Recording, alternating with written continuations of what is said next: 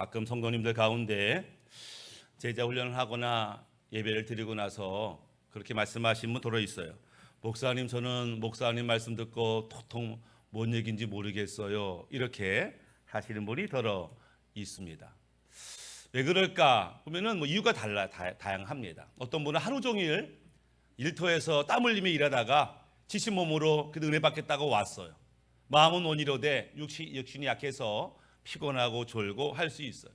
그런 영혼 볼 때마다 그래도 저렇게 은혜를 사모해서 어려운 상황에서 예배의 자리로 왔네. 참 그 영혼이 귀하게 여겨질 때가 있습니다.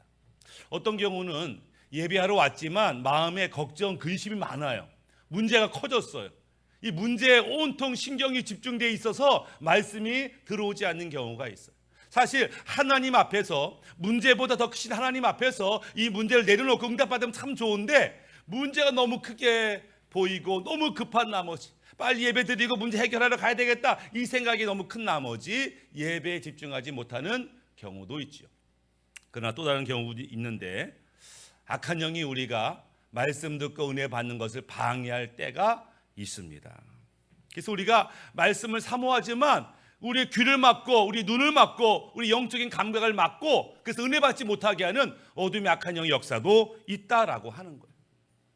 우리가 아는 말씀 로마서 10장 17절, 그러므로 믿음은 들음에서 나며 들음은 그리스도의 말씀으로 말미암았느니라.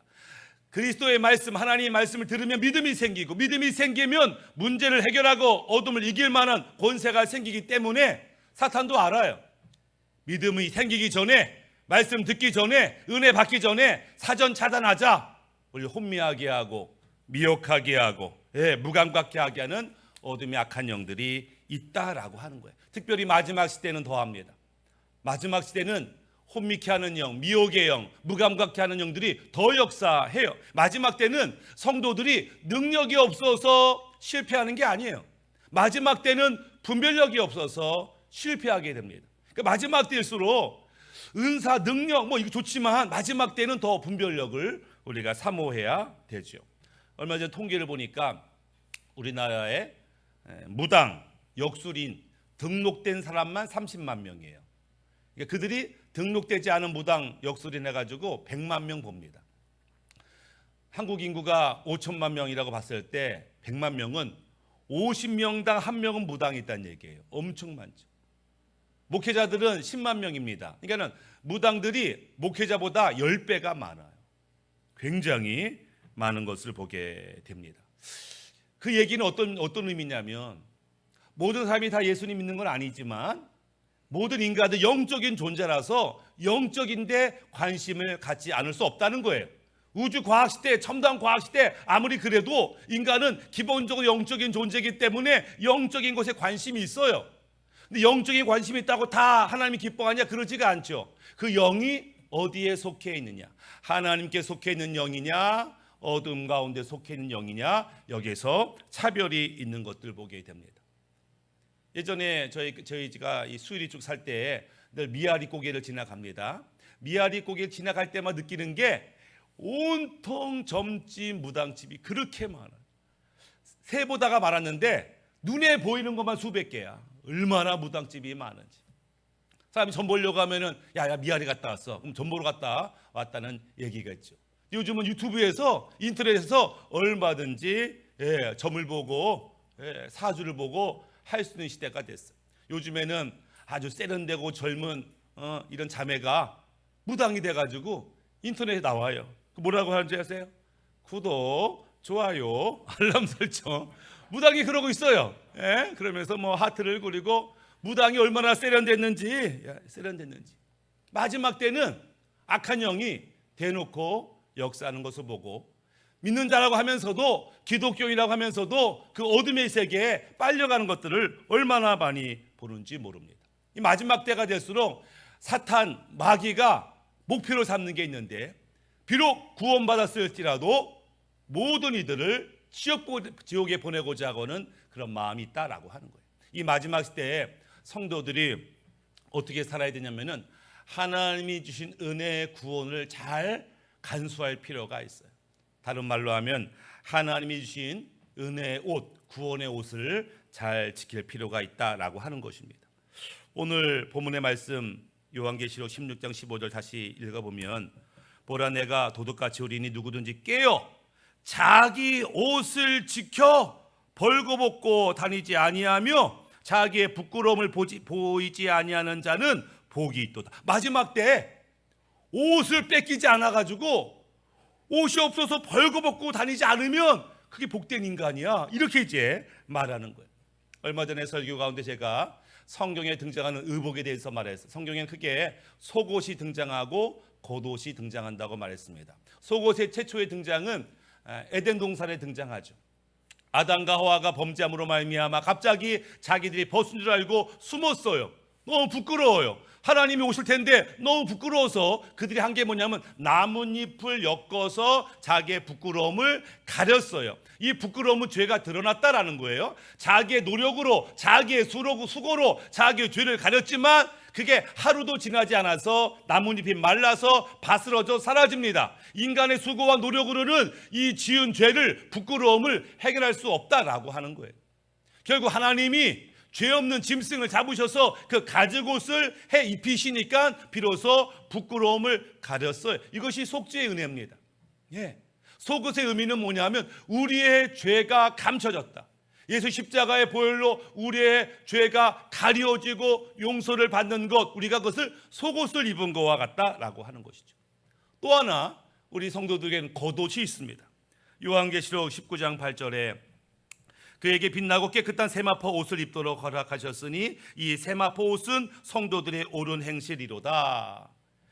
속옷을 입고 구별됨을 받고 하나님의 자녀가 된 하나님 백성들이 말씀대로 믿음대로 성령 따라 살면서 열매를 맺고 충성을 하고 그러면서 얻게 된 의로운 행실의 옷, 겉옷, 세마포라고 말씀하고 있어요. 우리는 이 속옷을 입고 겉옷을 입고 주님 맞이를 준비를 하는 건데, 동일하게 사탄, 마귀, 어둠의 악한 영은 우리의 옷을 빼앗아 부끄러움으로 죽게 만들려고 한다라고 하는 거예요. 누가복음 10장에 한 강도 만난 자 이야기가 등장합니다. 이 사람이 시작이 뭐냐면 예루살렘에서 여리고로 가는 어떤 한 사람이 있었어요. 예루살렘은 하나님의 임재 장소입니다. 천국의 상징입니다. 여리고는 죄악된 세상의 상징이에요. 이 사람이 하나님 임재의 삶, 믿음의 삶을 포기하고 죄악으로 내려가고 있었을 때에 그가 누굴 만나요? 강도를 만나요. 이 강도는 사탄, 마귀를 상징하는 것이죠. 이 강도가 와서 이 사람을 막 패고 막 죽이려고 하고 빼앗습니다. 뭘 빼앗아요? 금은보화를 뺏는 게 아니에요. 옷을 빼앗았다, 이렇게 표현해요. 아니, 강도가 금은보화를 뺏어야지 왜 옷을 빼앗아? 상징적 의미가 있죠. 속죄의 은혜를 빼앗겼어요. 의의 열매의 옷을 빼앗겼습니다. 벌거벗었어요. 죄가 드러나서 죽을 때 그 영혼은 지옥에 갈 수밖에 없는 것이죠. 그러니까 마지막 때가일수록 이 사탄은, 어둠의 악한 영은 우리가 하나님의 은혜로 받은 옷, 하나님의 앞에 충성해서 받은 이 옷을 빼앗으려고 한다라고 하는 거예요. 그래서 이 옷을 지켜라. 보라 내가 도둑같이 오리니 누구든지 깨어 자기 옷을 지켜 벌거벗고 다니지 아니하며 자기의 부끄러움을 보이지 아니하는 자는 복이 있도다. 우리는 이 옷을 빼앗겨서 벌거벗음이 드러나야 되지 않는다라고 하는 거예요. 지켜야 되는 거예요. 뭐로부터 어떻게 지킬까요? 사탄이 마지막 때에 우리 옷을 빼앗으려고 어떤 계략을 세웠냐면 첫 번째는 뭐죠? 속임수, 거짓말로 우리 옷을 빼앗으려고 합니다. 에덴 동산에 옛뱀 사탄이 등장합니다. 요한계시록 12장 9절에 큰 용이 내쫓기니 옛뱀 곧 마귀라고도 하고 사탄이라고도 하며 온 산을 꿰는 자라. 그가 땅으로 내쫓기니 그의 사자들도 그와 함께 내쫓기니라. 옛뱀, 옛날 에덴 동산에 등장했던 그 뱀, 그 사탄, 그것들이 지금 아담과 하와를 속였어요.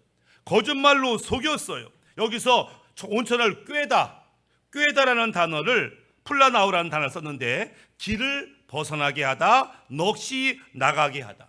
생명의 길에서 벗어나가게 하고 넋이 나가야 혼미케 하여 바른 길을 보지 못하게 하는 그런 거짓말, 속임수로 성도들을 꾀하게 되더라라고 하는 거예요.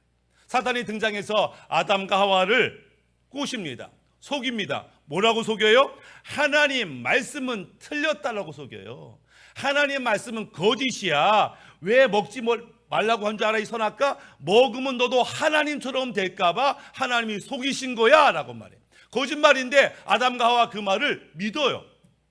왜 믿냐면 사단의 말이 자기 욕망과 맞아 떨어지거든. 그래? 이것만 먹기만 하면 나도 하나님처럼 눈이 밝아져서 지혜로워지고 그래? 옳거니. 그러니까 자기 욕망과 이 속임수가 맞아 떨어질 때에 그는 죄를 짓게 되는 것처럼 오늘도 마찬가지죠. 세상의 거짓말, 사단의 거짓말에 우리가 반응합니다. 왜? 그 거짓말이 우리 욕망과 맞아 떨어지기 때문에 반응하는 거예요. 아무리 거짓말해도 내가 싫어하는 거라면 싫어요 이렇게 말할 수 있는데 그 거짓말이 달콤하게 들려. 그 거짓말이 그럴듯하게 들린다라고 하는 거죠. 요즘에는 동성애가 죄가 아니라 잘못이 아니라 취향일 뿐이다. 인권 존중하라 이런 말 많이 하죠. 이 법이라는 것은 다수결로 세워집니다. 아직은 그 법이 세워지지 않았지만 이제 국회의원들이 모여서 법을 만들 수 있겠죠. 어떤 죄? 동성애는 잘못된 것이 아니다. 동성애를 잘못됐다고 말하는 그 사람이 범죄자다 라고 법을 만들면 그 순간부터 성도들은 죄인이 되고 교회는 범법 집단이 되는 거예요. 그러면 그때부터 성도들과 교회는 어려움을 처항하게 될 수밖에 없다. 세상은 점점 동성애가 자연스러운 것처럼 영화고 드라마고 등장을 합니다. 그러다 보니까는 교회 안의 성도들도 동성애가 뭔 잘못이야? 이렇게 반응을 하죠. 얼마 전 어떤 목사님이 자기는 동성애가 죄가 아니라고 생각한다. 하나님이 모든 사람을 사랑하는데 동성애자라고 사랑하지 않겠냐? 예, 동성애자도 하나님이 사랑하시죠. 하나님이 그를 사랑하는 거와 그것이 죄는 별개의 문제죠. 그런데 하나님이 죄라고 하는데 세상은 죄가 아니라고 말하고 성도들이 그 영향을 받아서 그래 동성애는 죄 아니야 라고 말하니까 세상에 박수를 칩니다. 야, 한국교회에 껴있는 목사가 있네. 한국교회에 아주 인권을 존중하는 그런 성도들이 있네. 막 지켜 세우니까 자기가 의로운 사람인 줄 알고 동성애는 죄가 아닙니다. 동성애를 받아들이세요. 이렇게 외치는 목사가 있으니 그야말로 미혹되었다라고 하는 것이죠. 마지막 때 사람들이 세상이 뭐라고 거짓말을 하냐면 베드로 후서 3장 3절에 이렇게 말씀합니다. 먼저 이것을 알지니 말세에 조롱하는 자들이 와서 자기 정욕을 따라 행하며 조롱하여 이르되 주께서 강림하신다는 약속이 어디 있느냐? 조상들이 잔 후로부터 만물이 처음 창조될 때와 같이 그냥 있다 하니. 아니 성경 보면은 심판이 있다, 예수님 다시 온다 말 많이 했는데 야 2000년 역사에 심판이 언제 임했어? 2000년 역사에 언제 재림이 임하셨어? 지금까지 오지 아니하는 심판 재림 앞으로도 없을 거야 이렇게 사람들이 주장한다라고 하는 거예요. 그러나 온 천지가 하나님의 말씀대로 창조되었듯이 심판과 재림도 하나님 말씀대로 이루어질 것을 믿는 것 우리가 그것을 신앙이라고 한다라고 하는 것이죠. 이 사탄이 거짓말을 할 때에 아담과 하와가 넘어진 이유는 말씀 앞에 분명히 서지 않아서 마지막 때 우리가 사탄의 거짓말 이기는 방법은 말씀 앞에 굳건히 섰을 때 말씀 앞에 견고히 섰을 때 우리는 사탄의 괴계를 이길 수 있어요. 우리 교회에서 신앙 훈련 중에 가장 첫 단계가 양육반이죠. 양육반에서는 6가지 중요한 주제를 가르칩니다. 그러니까 히브리서에서 가르치기 있는 기독교의 기초를 가르치는데 회개, 믿음, 세례, 안수, 부활, 심판 이 6가지 주제를 가르치죠. 이 6가지 주제를 충분히 이해할 뿐만 아니라 이것을 다른 사람에게 설명할 정도 수준이 되어야 되고 더 나아가 그 말씀대로 살 수 있는 수준이 됐을 때 우리는 견고하게 됩니다. 이단에 넘어가지 않아요. 근데 이 6가지 기본 진리를 우리가 온전히 굳건히 세우지 않았기 때문에 늘 갈등하고 늘 시험에 들고 늘 이단에 빠지는 것들을 보게 되죠. 우리가 때때로 말씀을 몰라서 넘어질 때가 있습니다. 말씀 오해해서 실수할 때도 있죠. 우리가 완벽한 인간은 아니니까. 그때 우리에게 필요한 것은 뭐예요? 회개하는 것이죠. 우리가 말씀대로 살아야 되지만 우리는 연약한 존재이고 이런저런 상황 때문에 피치 못하게 죄를 지을 수 있어요. 그때 우리에게 필요한 것은 회개입니다. 근데 회개를 선택하지 않으면 필연적으로 다른 사람을 탓하게 되어 있어요. 아담, 너 이거 왜 먹었어? 하나님이 내게 주신 저 여자가 먹으라고 해서 먹었어요. 물론 나도 잘못했지만 하나님이 저 여자 준 거 아닙니까? 하나님 또 도의적 책임 있지 않겠어? 이렇게 말하는 거예요. 하와, 또 왜 먹었냐? 하나님이 만든 저 뱀이 먹으라고 했어요. 물론 내가 잘못했지만 하나님도 도의적 책임 있는 거 아니에요? 라면서 남 탓을 합니다. 그 하나님 너 왜 먹었어? 라고 할 때 아담과 하와가 주님 잘못했습니다, 다시는 안 그럴게, 용서해 주세요 라고 했으면 어떤 면에서 쉽게 해결될 수 있는 문제였을지 모르겠어요.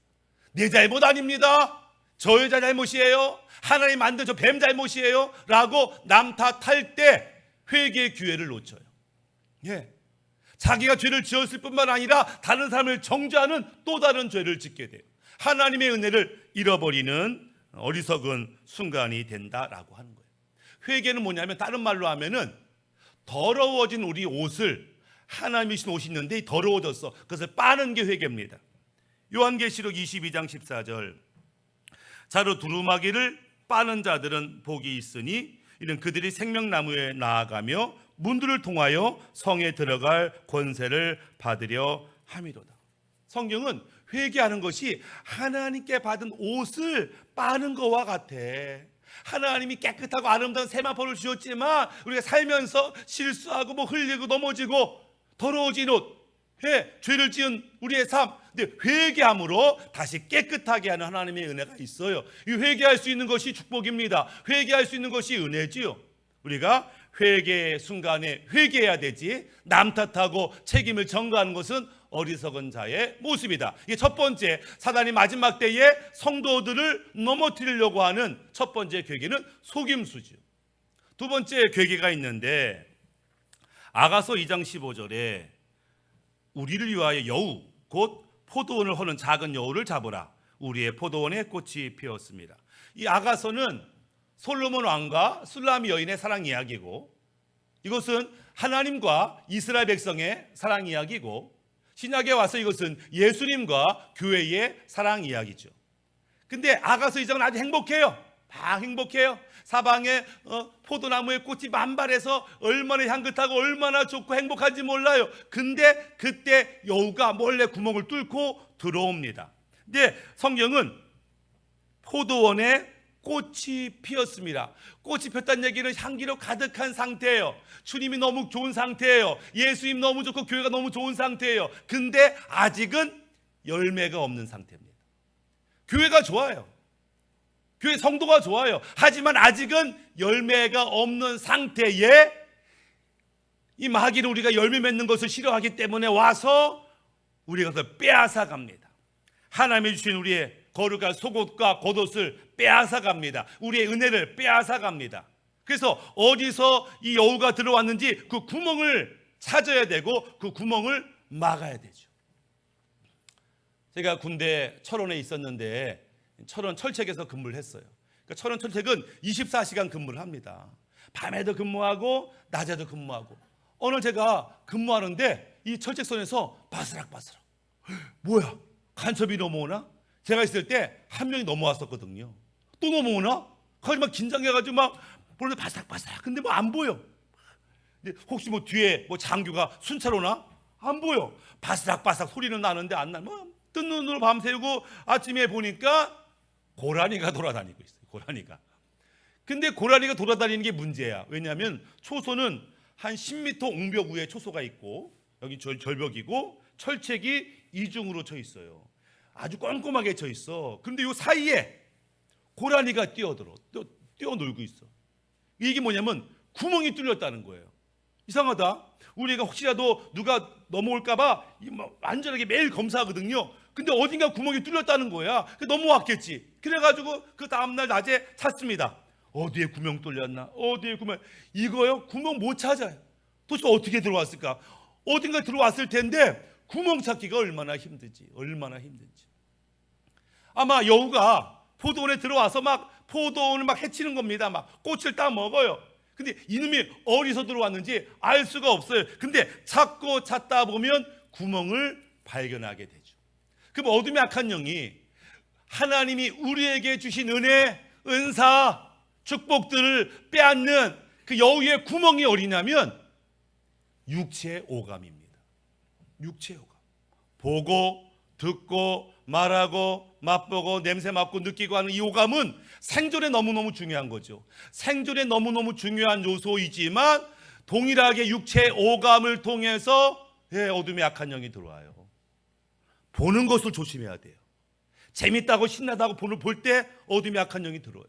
듣는 걸 조심해야 됩니다. 아무 이야기나 막 들을 때 어둠의 악한 영이 역사해요. 맛보는 걸 조심해야 됩니다. 느끼는 거 조심해야 됩니다. 말하는 거 조심해야 됩니다. 왜? 이런 것들이 어둠의 통로가 되어서 우리 안에 들어와요. 우리는 육체의 소욕대로 하는 것이 아니라 거룩한 성령의 감정, 거룩한 성령의 감각을 가지고 이것들을 경험하지 않으면 우리가 그저 자극적이고 즐겁고 재밌고 이런 것 쫓다가 어둠의 악한 영 가운데 위협을 받는 상황이 벌어지더라. 세 번째, 어둠의 악한 영 어떻게 우리 안에 들어와서 우리 역사하는가? 마치 사자처럼 위협을 합니다. 베드로전서 5장 8절에 근신하라 깨어라 너희 대적 마귀가 우는 사자같이 두루다니며 삼킬 자를 찾나니. 사자가 협박을 하고 위협을 하고 우리 주변에 어슬렁거린다라고 하는 거예요. 얼마 전에 영상을 봤는데 사자가 물소떼를 공격하는 거예요. 물소떼를. 근데 큰 숫소가 뿔 있는데 사자를 그냥 정면으로 들이받았어요. 사자가 휙 날아가더라고. 이 뿔에 걸려가지고 한 두 번인가 세 번을 휙 날아가니까 쫄뚝쫄뚝거리며 도망가는 거예요. 그렇게 사자도 그 수컷 큰 거한테는 이게 쉽지가 않아요. 이 사자가 누굴 공격하냐? 어린 거, 약한 거, 뒤에 처진 거, 홀로 떨어져 있는 거, 그런 거 공격하는 거예요. 그게 뭐예요? 교회 안에 어린 성도, 교회 안에 상처받은 성도, 교회 안에 훈련받지 못한 성도, 교회 안에 문제 있는 성도를 공격하는 거예요. 누가 방어해 주냐면은 교회의 장성한 자들이 보호해 주는 겁니다. 어린 아기를 수컷들이 어른 짐승들이 보호하듯이 우리 교회 안에 연약한 성도들을 하나님의 훈련된 리더들이, 지도자들이, 사명받은 자들이 그들을 섬기는 것, 그래서 함께 천국까지 가는 것, 그것이 하나님이 기뻐하는 것이다 라고 하는 것이죠. 근데 성경은 뭐라고 말하냐면은 사자처럼 우리를 위협하지만 진짜 우리가 두려워할 것은 우리 몸을 죽이는 그런 마귀 사탄 세상이 아니라 진짜 우리가 두려워할 분이 계신데 그분은 하나님이시며 그분은 우리 육체만이 아니라 우리를 지옥에도 보낼 수 있는 심판주다. 세상을 두려워하고 사람들을 두려워하고 그래서 벌벌 떨며 죄를 짓지 말고 하나님을 두려워하여 말씀대로 믿음대로 살라 이렇게 말씀하며 동시에 하나님은 우리에게 이미 세상을 이길 믿음을 주셨다 이렇게 말해요. 할 수 있거든이 무슨 말이냐? 믿는 자에게 능치 못할 일이 없다라고 말씀하시며 너희 안에 있는 믿음을 사용하라. 믿음을 가지고 있는 거와 사용하는 것은 천지차이입니다. 믿음을 가지고 있지만 사용하지 않는 성도들이 얼마나 많은지, 죽을 때만 사용하는 게 아니에요. 믿음은 우리가 오늘 사용해야 하는 것이죠. 어쩌면 지금까지 믿음을 사용할 기회가 없었는지 모르겠지만 위기 앞에서, 두려움 앞에서 우리 믿음을 꺼내서 사용할 때 마귀가 도망가는 것을 보게 됩니다. 야고보 4장 7절에 그런즉 너희는 하나님께 복종할지어다 마귀를 대적하라 그리하면 너희를 피하리라. 우리를 위협하는 마귀를 대적해야 되는 거죠. 그럴 때 하나님께서 우리와 함께 하시며 믿음의 고백대로, 믿음의 기도대로, 믿음의 선포대로 하나님이 역사하신 것을 우리가 보게 된다라고 하는 것입니다. 말씀 마무리하면 우리는 지금 마지막 때를 살고 있고 마지막 시대는 어떤 능력이 없어서가 아니라 분별력이 없어서 악한 영의 미혹과 혼미와 무감각해 하는 영들로 인해서 우리가 바른 길, 생명의 길을 가지 못할 때가 그게 진짜 위험한 것이죠. 그래서 우리 기도할 때 우리에게 분별력을 달라고 기도해야 됩니다. 마귀가 어떻게 공격해야 되는지 아는지를 우리가 경험해야 되죠. 첫 번째는 옛 뱀처럼 속임수로 공격합니다. 성경이 사실이 아니라는 등, 사실은 교회에서 가르치는 것이 진리가 아니고 세상에서 말하는 것이 진리라고 거짓말을 할 때에 우리가 말씀 앞에 굳건히 서서 이겨야 되고, 혹 우리가 실수하고 넘어졌을지라도 회개하고 돌이켜야 되죠. 두 번째는 악한 영이 여우처럼 들어옵니다. 여우처럼 우리의 오감을 통해서 죄짓게 하는 거죠. 우리 마음에 악한 생각을 품게 하는 것이죠. 근데 우리 안에 분별력을 가지고 철저히 자기를 점검해서 어둠이 들어오지 아니하고 하나님의 거룩한 성전 삼아서 주님만 모시는 그런 노력들이 필요하고, 세 번째는 마치 사자처럼 교회와 성도를 위협할 때가 있어요. 북한의 교회는 북한 정권한테 위협받고 있죠. 중국의 교회는 위협받고 있죠. 이슬람에 있는 많은 교회들은 위협받고 있죠. 그때 주님께서는 믿음을 사용하라 이렇게 말씀하고, 혹 우리가 삶 가운데 그런 두려운 일이 벌어질 때라도 우리가 진짜 두려워할 것은 세상과 마귀가 아니라 하나님임을 기억하시고 말씀 앞에서 승리한 우리 모두가 되시기를 예수님의 이름으로 축복합니다. 아멘.